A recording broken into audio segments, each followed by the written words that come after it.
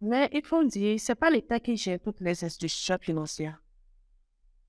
Par exemple, toi qui as un projet et que tu soumets ça à une institution financière, l'institution financière sait très bien que c'est parce que tu leur soumets le projet, tu veux réellement arriver à bout de ce projet, que tu manques de moyens, que tu es venu vers eux. Mais les conditions qu'ils vont te poser pour pouvoir peut-être toucher une somme, jamais tu vas désister. Ça, c'est pas la faute de l'État. Oui.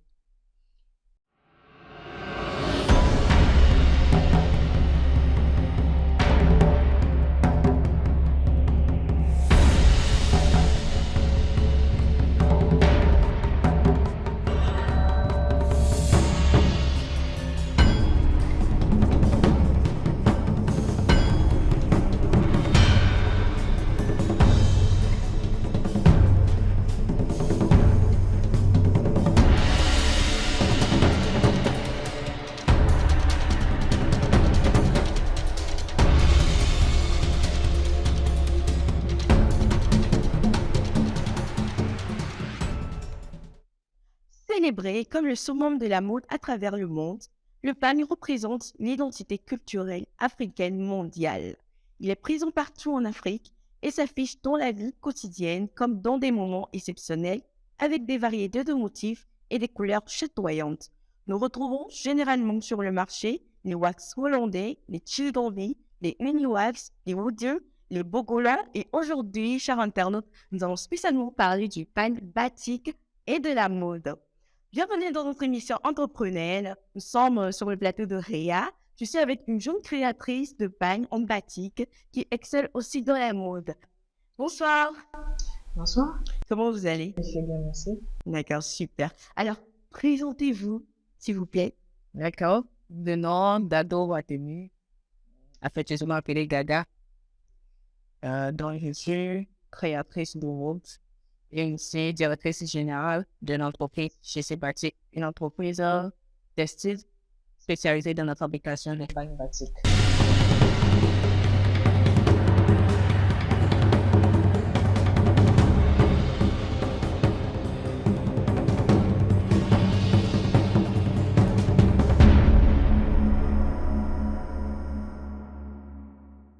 D'accord, super.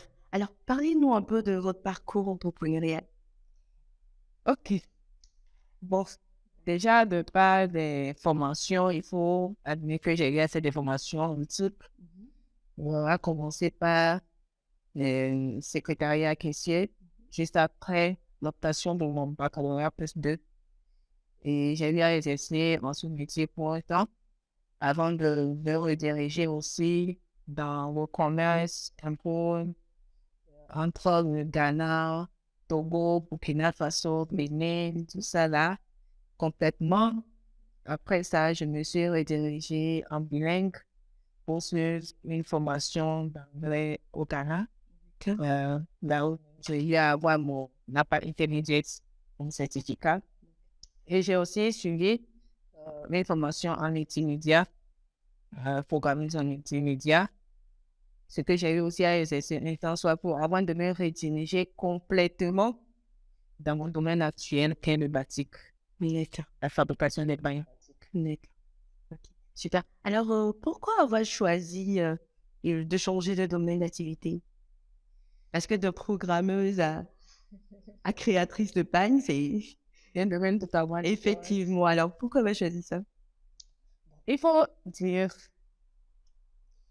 que déjà, au moment où j'ai exercé mes fonctions de secrétariat, secrétaire caissier et programmeuse en multimédia, j'ai su que je ne voulais pas rester dans un bureau pour travailler en temps plein.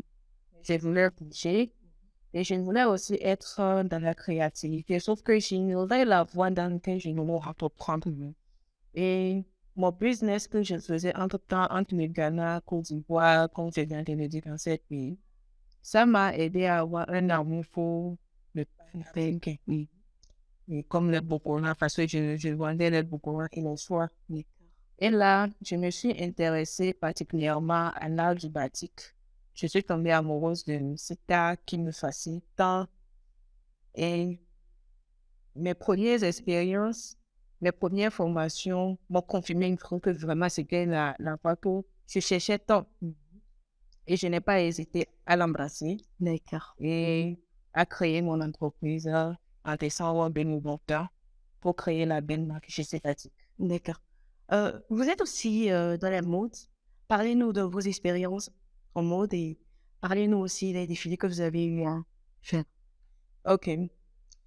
Comme je vous l'ai dit, au début, c'était juste la fabrication des pagnes pratiques. C'est art qui me fascinait, la manière de créer, d'innover, d'apporter sa touche particulière, son empreinte sur la pagne, c'est ça qui me motivait. Mais dès que j'ai commencé, la route de la mode s'est ouverte et mes créations, au fur et à mesure que j'ai créé les pagnes, j'ai fabriqué les pagnes et que j'ai créé les prêtas avec ça, euh, les gens appréciaient, oui. Les clients, les gens appréciaient. Et c'est ça qui m'a motivé maintenant. La mode, je suis d'accord. Alors, vous avez produit dans 3 pays, c'est-à-dire le Ghana, le Togo et la Côte d'Ivoire, vos créations. Alors, pourquoi avoir choisi uniquement ces 3 pays-là? Pourquoi ne pas aller encore plus loin? Bon, j'ai pas choisi ces 3 pays. C'est juste que pour mes débuts, il faut dire que je suis allée avec des bulles. Donc, ce sont ces 3 pays. Déjà, je faisais une activité à travers ces pays. Mais il faut dire que déjà, mes parents sont présents aussi au Bénin comme au Burkina Faso. Ce n'est pas que le Ghana et la Côte d'Ivoire. Mais vu que c'était déjà des pays dans lesquels je faisais une activité, donc ça m'a été Plus favorable. c'est ça, pour commencer mon activité d'entrepreneuriat dans ces pays aussi.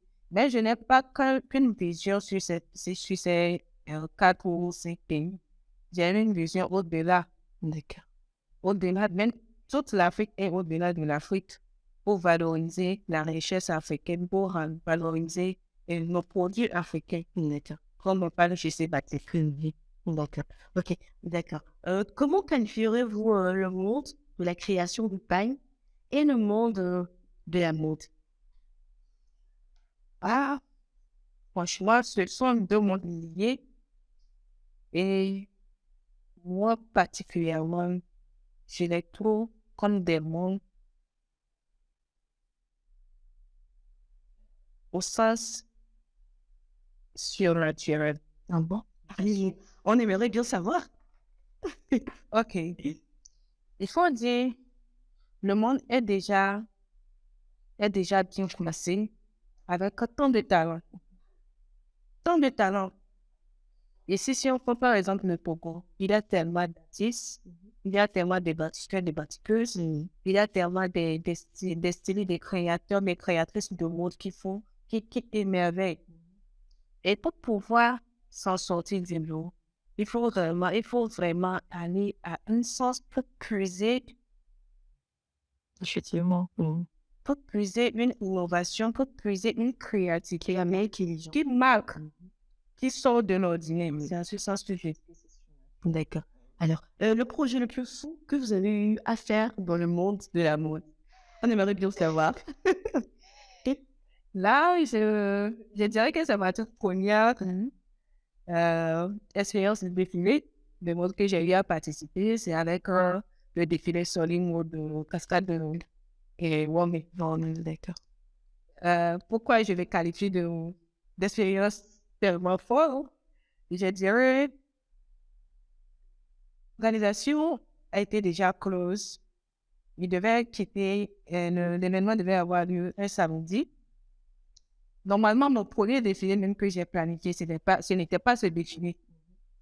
J'étais déjà sur un défilé qui devait être 1 mois plus tôt que ce que j'ai eu à participer comme premier défilé. Donc, le défilé devait avoir lieu le samedi et j'étais au courant de l'événement le mercredi avant ce samedi. Wow. Un mercredi soir. Mais quand j'ai été au courant de l'événement, j'ai suivi mon intuition me disait que non. C'était ce événement qui devait être mon premier défilé. Et je n'ai pas hésité à contacter le promoteur. Il n'a pas été du tout d'accord. Il a dit que ce n'était pas possible parce que tout a été déjà close. On s'apprête à partir le lendemain. J'ai dit non, c'est possible, moi je vais participer. Et j'ai rempli les conditions requises ce même soir, le mercredi, et j'ai pris la journée de jeudi pour pouvoir apprêter les habits et les paniers de les tenues de défilé et tout ça là. Et j'étais partie avec l'équipe le vendredi pour pouvoir participer au défilé le samedi. C'était vraiment... Comme on le dit souvent, vouloir, c'est pouvoir. Alors, dites-nous, quelle est votre plus belle récompense jusqu'à ce jour, depuis que vous avez commencé la création du pain? Plein de belles récompenses. C'est ce bonheur que je ressens en sachant que la passion est dans ce que je fais ou les retours positifs que je reçois. La satisfaction. Unique. Pour moi, elle est plus. Il y en a d'autres formes de rémunération, mais je tiens à mettre l'accent sur celle-ci. Pour mon bonheur, parmi les activités et même les noms que j'ai mis à télé, ce n'est pas eux. Effectivement, il y a vraiment une distinction entre aimer ce qu'on fait et juste faire ce qu'on fait parce qu'on me fait pour ménage. Alors, mesdames et messieurs, je profite de l'occasion pour dire un sincère merci à RIA, qui est un réseau d'entrepreneurs qui œuvre pour le développement de l'entrepreneuriat en Afrique. Alors, maintenant, nous allons passer à la deuxième partie de notre émission. Je vous retrouve juste après ceci.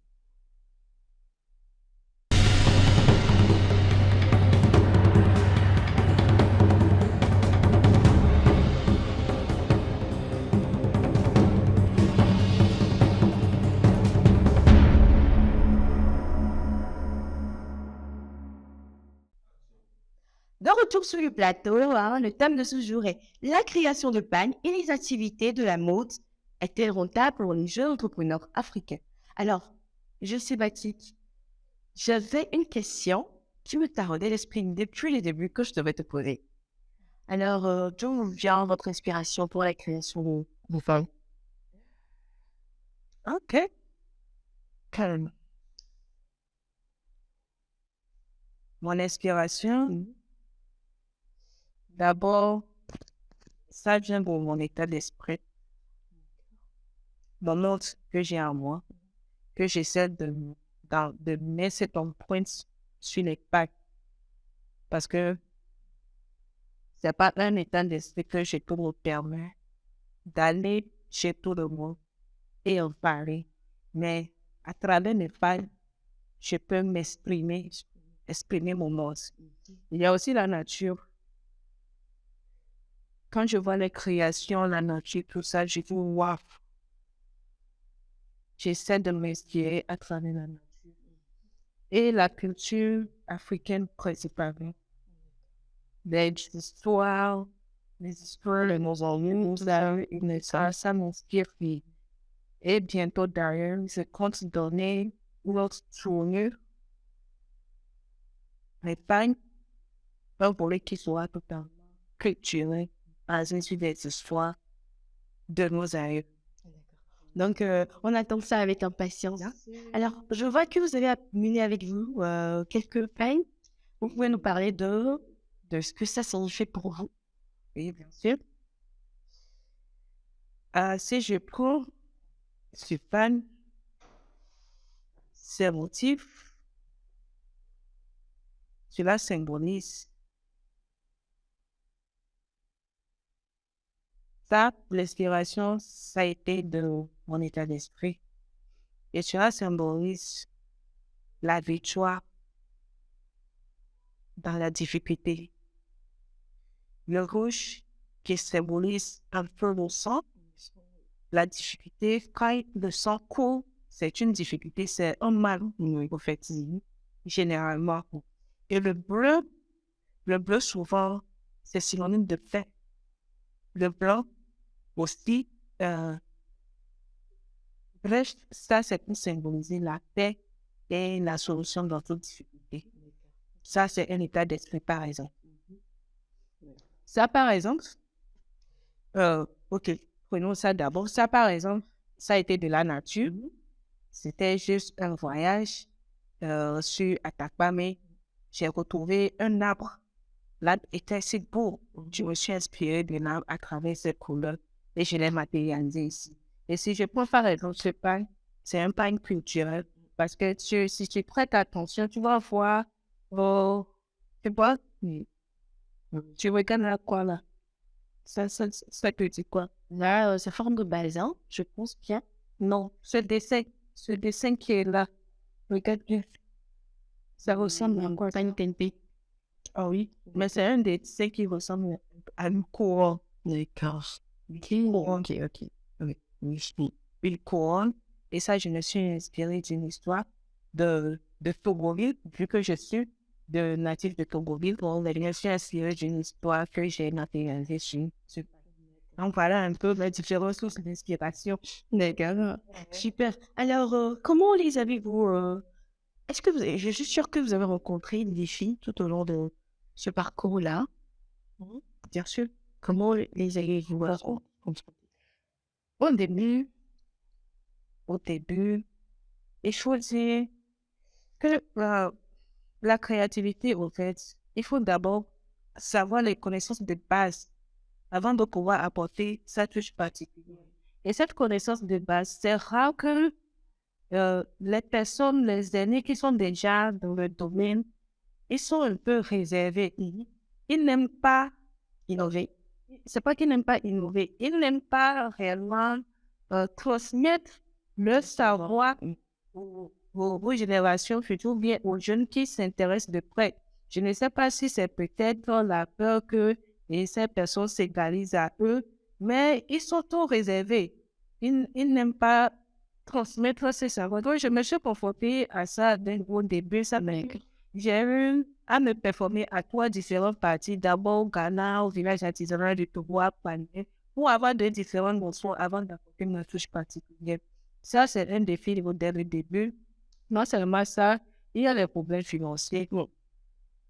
Parce que entreprendre, c'est pas facile. Ça, tout le monde le sait. Mais même si c'est un simple vendeur, c'est pas facile. Pour le prendre, c'est pas facile. Il faut les moyens financiers et les tasses, comment on dit, les empêchements barrières pour pouvoir exporter ces produits. Tout ça, ce sont des défis qui sont toujours d'actualité.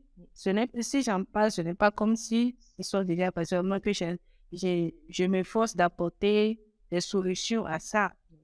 Et il y a aussi le manque d'engouement pour les produits locaux. Oui, effectivement. Le manque d'engouement. Si tu présentes ce pain à 10 personnes, besoin de 10 Togolais, 6 d'entre eux vont aimer aller acheter ce qui vient de l'extérieur. Et la majorité aime ce qui vient de l'extérieur. Et maintenant qu'il y a un peu de retour aux produits africains, aux produits locaux, mais il reste toujours du travail à faire de ce côté. Le cœur défi aussi. Je pense que j'ai cité les essentiels. Et qu'est-ce que vous pensez, tu penses qu'on peut apporter comme solution à ces défis-là? Ça, c'est un travail à l'unanimité. On doit former une chaîne d'entraide. C'est pas parce que je fabrique le pain batik aujourd'hui que euh, si comment dire, une autre intéressée veut en savoir plus, je peux pas le néguer. On doit essayer de former une chaîne d'entraide. Et c'est ça. Et aussi, faut apporter de la valeur souvent à ce que nous-mêmes nous produisons. Faut pas sous-estimer ce que nous faisons ici. Et penser que c'est ce qui est toujours à l'extérieur qui est le non. Moi, quand j'ai commencé l'entrepreneuriat et que j'ai commencé par assister à des expositions différentes, mais j'ai dit que le Togo a tellement de talent, l'Afrique a tellement de talent. Mais pourquoi? On comment nous Entraîner. voilà. Effectivement. C'est triste, mais c'est une réalité qu'on doit vraiment. Chacun a sa part. Tout le monde a sa part. J'ai ma part. vous avez votre part. Et tout le monde a ça. Et c'est ensemble qu'on peut y arriver. D'accord. Alors, je sais, Batik, dites-nous aussi l'activité, la création de pannes, est-ce que c'est rentable? Parce que je suppose que de l'achat des produits, la création du pain, la confection des tenues, vous devez payer les employés, payer les mannequins pour les défilés. Alors, comment ça se passe? Est-ce que c'est rentable? Et je ne dirais pas que c'est rentable. Mais il faut souligner le point de système actuel dans lequel nous sommes au Togo, parce que nous sommes au Togo et c'est avec ce système qu'on entreprend. Et ce n'est pas un système tellement qui favorise l'entrepreneuriat au Togo. Déjà, si nous prenons, moi, mon domaine, les pagnes batiques, ce sont des pagnes artisanales faites à la main. Et mes matières premières les plus essentielles pour moi, ce sont les cotons et les teintures. Alors, pour que mes pagnes se différencient des autres pagnes batiques, c'est vrai que la créativité, la touche particulière y est, mais si la touche particulière y est, et que par exemple ce tissu, le tissu acheté, le tissu n'est pas de tissu de qualité, ou bien la teinture n'est pas de qualité, ça, la créativité revient nulle. Oui. Et ici, pratiquement, je ne peux même pas en mentionner une entreprise qui fabrique les cotons ici, qu'on peut juste vendre et en acheter. Alors que si on veut en acheter en quantité suffisante, il faut d'abord commander de l'extérieur. Et tous ces moyens, toi qui entreprends et que tu n'as pas une base suffisante, que tu as commencé par entreprendre, où est-ce que tu peux retrouver cet argent pour faire une commande à quantité, à conteneur multiple, à plusieurs conteneurs de l'extérieur? Alors que c'est peut-être en ce moment, c'est pas peut-être, c'est en ce moment quand tu en achèteras à quantité suffisante que ta marge de bénéfice ici en augmenteront. C'est là où je rejoins ta question si c'est rentable ou pas. C'est rentable. Mais vu que actuellement on est coincé, il y a le manque financier, du coup la marge de bénéfice aussi est réduite. Si on revient par exemple au confectionnement des habits et tout ça, c'est pas un grand problème parce que c'est surtout la fabrication du pain même qui est le problème. C'est là où se trouve le problème. Les matières premières, ils donnent trop de soucis pour en trouver. Et maintenant, pour trouver l'argent, je ne peux pas me dire, si tu n'as pas, ce que moi j'ai finalement compris quand j'ai commencé par entreprendre, c'est que avant de, soit tu as la famille proche qui te soutient et investit, a confiance en ce que tu fais et investit dans ça, soit toi-même tu as déjà une base financière avant de débuter, ou soit tu commences avec tes moyens que tu as et tu laisses la loi de synchronisation faire le reste. Parce que tu as confiance que tu te donnes, tu te bats et tu laisses l'univers, Dieu, créer des opportunités pour que réellement ça va là où tu veux. Je vois bien que vous avez relevé beaucoup de problèmes là actuellement. Alors, dites-nous, qu'est-ce que vous pensez que l'État peut faire pour vous aider, vous, les entrepreneurs qui faites valoir les pains africains à l'extérieur, en Afrique? Qu'est-ce que vous pensez que l'État peut faire comme apport pour vous? L'État déjà fait ça pas en question. Mais il faut dire, c'est pas l'État qui gère toutes les institutions financières.